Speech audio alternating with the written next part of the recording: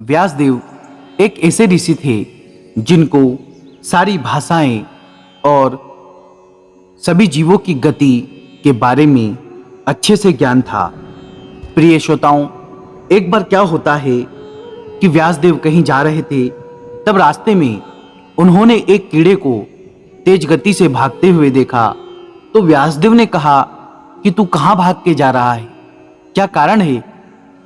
कीड़ा कहने लगा कि हे मुनि, उधर से तेज गति से एक बैलगाड़ी भागकर मेरी तरफ आ रही है, कहीं ऐसा ना हो कि वो मुझे कुचल दे। तो महर्षि कहने लगे कि तू कीड़ा होके मौत से इतना डर रहा है, कुचल देगी तो क्या होगा, तेरी अधम योनि तो छूटेगी।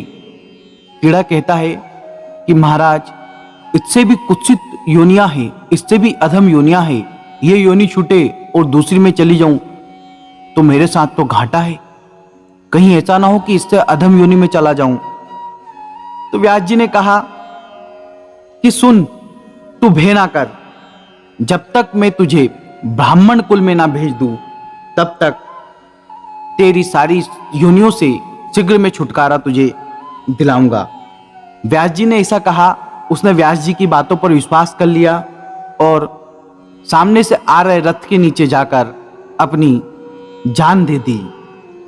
इसके बाद कीड़ा कभी कौवे का रूप लेता, कभी शेर का लेता, तो कभी किसी अन्य जीव का रूप लेता।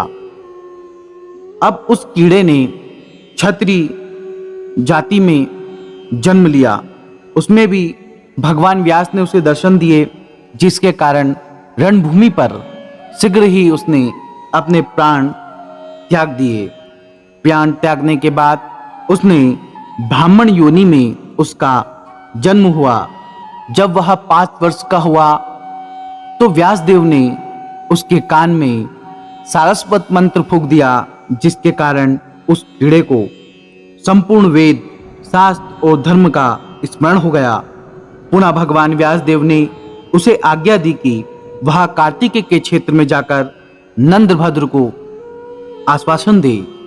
नंदभद्र को यह शंका थी कि पापी मनुष्य भी सुखी क्यों देखे जाते हैं। इसी कलेश से घबराकर वह बहुत तप कर रहे थे। उनको कहीं पर भी जवाब नहीं मिल रहा था। ये बालक उनके पास गया और उसने बताया कि पापी मनुष्य सुखी क्यों रहते हैं। यहाँ कहने लगा कि जिन्होंने पूर्व जन्म में तामस भाव से दान किया है, उन्होंने इस जन्म में उसी दान का फल प्राप्त किया है, परंतु तामस भाव से जो धर्म किया जाता है, उसके फलस्वरूप लोगों का धर्म में अनुराग नहीं होता और फलता वे ही पापी तथा सुखी देखे जाते हैं। ऐसे मनुष्य पुण्य फल को भोगकर अपने तामसिक भाव के कारण नरक में ही जाते हैं, इसमें संदेह नहीं है। इस विषय में मार्कंडेय जी की कही ये बातें सर्वदा ध्यान में रखी जानी चाहिए। एक मनुष्य ऐसा है जिसके लिए इस लोक में सुख का भोग सुलभ है, परंतु परलोक में नहीं। दूसरा ऐसा है जिसके लिए परलोक में सुख का भोग सुलभ है, किंतु इस लोक में नहीं।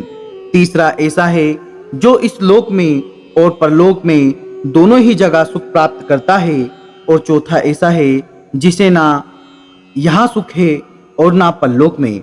जिसका पूर्व जन्म का किया हुआ पुण्य शेष है, उसको भोगते हुए परम सुख में भूला हुआ जो व्यक्ति नए पुण्य का उपार्जन नहीं करता, उस मंद बुद्धि एवं भाग्यहीन मानव को प्राप्त हुआ सुख केवल इसी लोक तक रहता है।